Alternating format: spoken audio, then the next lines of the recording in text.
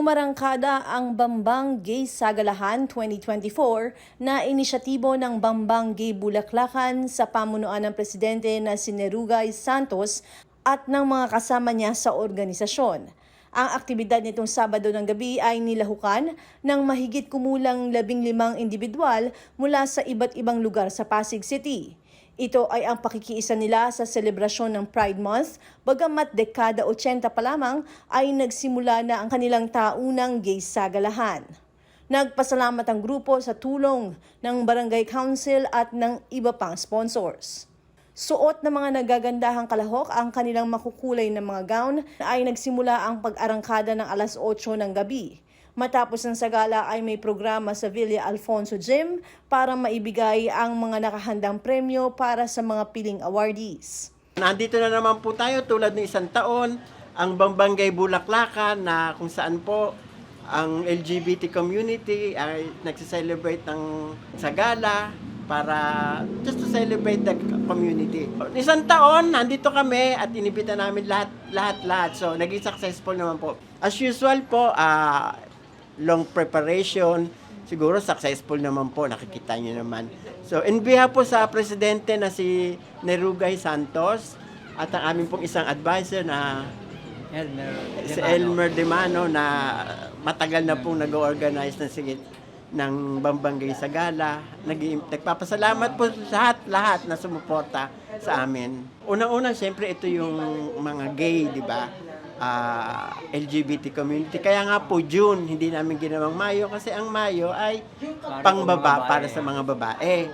So ang June ay para sa mga gay, para sa gay community, kaya June, laging June. Sinabay sa Pride Month, pero ang Gay Bulaklakan po ay nag-e-exist noong pang 1980s po nag-umpisa. So wala pang gay, Pride Month, wala pang oo. Sila pa yung una. Parang participation na rin ng ng Pride Month. After po ng sagala, alam naman natin na yung Bambang Gay Bulaklakan, yung inaabangan ng sagala, hindi lang po ng Bambang, pati Karatig Bambang. Nandiyan po yung taga-Palati, taga-Pinagbuhatan siya actually. Hello, taga-Pinagbuhatan, meron kaming taga-Kalawaan. Hindi limited sa puro taga-Bambang. Marami invited. At makikita niyo po, as we go along, makikita niyo siguro talaga inaabangan po ang ating sagala. So, pagkatapos po dito, iikot kami dun sa may bandang Pure Gold, sa Jacinto, papuntang Malinaw, Bambang, hanggang sa culmination po sa Villa Alfonso. Kung saan po, doon tayo mag-a-award ng mga trophies, ng mga sash, at yung pong mga nagustuhan na, meron tayong mga imbitado kasing guest kung sino po yung mga nagustuhan nilang sagala, ay may pa-premium naman. Yun po ang pinaka-konsuelo ng ating mga sagala. Kasi dati nilimit lang namin sa 15. Ngayon inopen namin kasi siyempre maraming gustong sumagala. Pero as of now, 15 na yung amin nandito. Nais po namin pasalamatan na yung taong-taong sumusuporta sa amin. Lalo na po ngayon na si Caprudel po sa Maniego. Ngayon po ay masyadong maraming sumuporta. Lalo na po si Caprudel sa Maniego, si Consi Volta. Ang mayor po natin na talagang suporta po. Isa po sa mga sponsor natin yan mga yan. Ang St. Gerard din po, si Kagawad Raymond na ang sa Cultural Affairs. Kagawad Let, Angeles, Kagawad Darwin, Kagawad Julius, at lahat ng mga kagawad natin, Kagawad Obet and Michael De La Cruz. So, lahat po na sumusuporta sa amin, maraming salamat po. Si Clyde Abanto, na taon-taon talagang suporta po sa amin. Kung may nalimutan po kami, ipopost po namin lahat. Pero maraming salamat po. Very successful. Taon-taon po ito gagawin namin.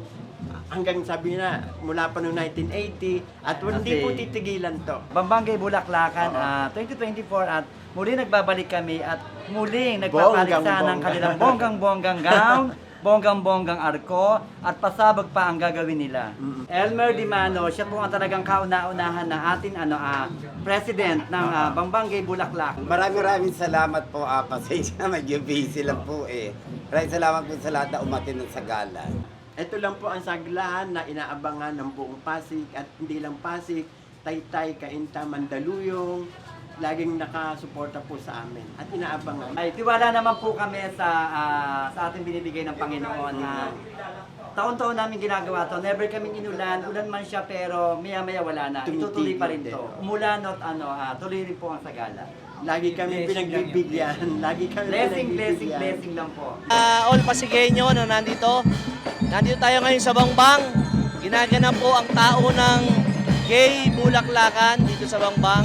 Ito po yung ginagawa natin na parade at sagala ng mga kaibigan nating LGBTQ dito sa Bangbang.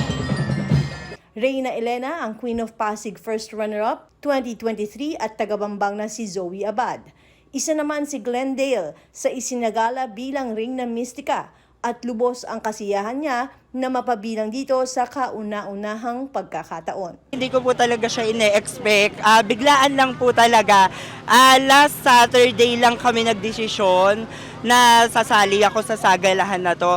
And maraming salamat din sa mga tumulong, lalo-lalo na syempre kay Kagawad Raymond Santos Balbuena, pati na rin po kay Caprodel Samaniego. Yung preparation ko sobrang dami. Unang-una na yung paghahanap ng arko na talaga namang ang hirap kasing humanap talaga. And syempre yung pagpapa-fresh, yung mga ganong bagay, sleep well, yung sleep na maganda actually, kailangan din talaga. First time ko actually na jojoin sa Sagalahan 2024. Maybe next year, sana ang target ko kasi mag-Reyna Elena. Hopefully, makamit. Mensahe ko sa mga sumagala ngayon taon, good luck and give our 100% best for tonight's Sagalahan 2024. Masasabi ko lang sa Pride Month, huwag tayong maghilahan pababa, bagkus iangat natin pare-pareho ang ating sarili. Hindi Ako si Juan Peñano para sa latest ng Ines Pasig.